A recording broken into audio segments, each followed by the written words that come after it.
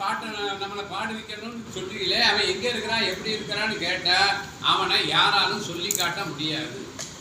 அவன் என்ன சொல்லுக்கெல்லாம் அப்பாலாக கடந்து நிற்கக்கூடியவன், 4 வேதங்களுக்கும் அப்பாலாக கடந்து நிற்கக்கூடியவன்.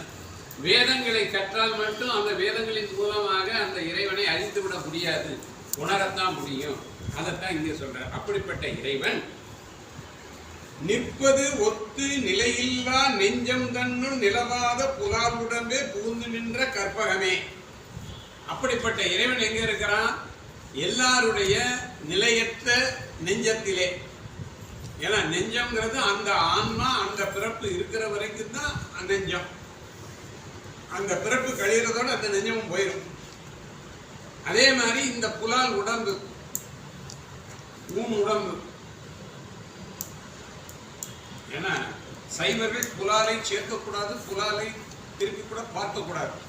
ஆனா சைவர்கள் புலாலோடையதான் வாழ்ந்து கொண்டு.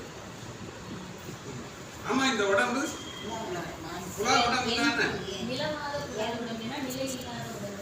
ஆமா, நிலையில்லாத புலால் உடம்பு. ஏன்னா இது என்னைக்கு வரைக்கும் இருக்கும் அப்படின்னு சொல்ல முடியாது. அதனாலதான் நம்ம மணிவாசகரே சொல்லியிருக்காரு இல்லையா, கள்ள புலனேந்தும் காளா மணி விளக்கேன்னு சொல்றப்ப அந்த இது அறம் பாவம் என்னும் அருங்கயிற்றா கட்டி புறந்தோர் போத்தெங்கும் அழுக்கும் மூடி. இப்ப நம்ம உடம்புக்குள்ள எடை வச்சு மூடி வச்சிருக்கிறான், முழு அழுக்கத்தான் மூடி வச்சிருக்கிறான், புழுக்கள் தான் இருக்கு. அதை நம்முடைய இன்றைய அறிவியல் விஞ்ஞானம் என்ன சொல்லும்? அணுக்கள்னு சொல்லும். பல அணுக்கள் சேர்ந்தது தான் இந்த உடம்பு. அப்ப அந்த அணுக்கள் புழுக்கள், அது புலால் உடம்பு. புழுக்களால் ஆன உடம்பு புலால் உடம்பு. இப்போ புலால் உணவு மாமிசம். அவன் பாட்டை நம்மளை பாடு வைக்கணும்னு சொல்றீங்களே, அவன் எங்க இருக்கிறான் எப்படி இருக்கிறான்னு கேட்டா அவனை யாராலும் சொல்லி காட்ட முடியாது. அவன் என்ன சொல்லுக்கெல்லாம் அப்பாலாக கடந்து நிற்கக்கூடியவன், 4 வேதங்களுக்கும் அப்பாலாக கடந்து நிற்கக்கூடியவன்.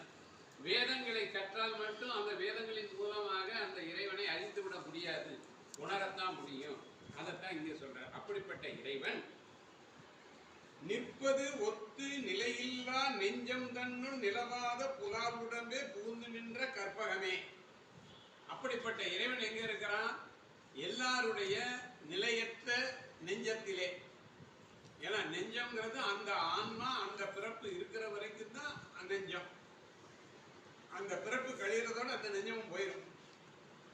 அதே மாதிரி இந்த புலால் உடம்பு, உடம்பு, ஏன்னா சைவர்கள் புலாலை சேர்க்கக்கூடாது, புலாலை திருப்பி கூட பார்க்கக்கூடாது. திருமுறை கிளாஸ் அந்தமாரியம்மன் கோவிலில் நடைபெற்ற பாடலுடன் விளக்க உரைகளும் கருத்துக்களும் கூறுகிறார் பேராசிரியர்.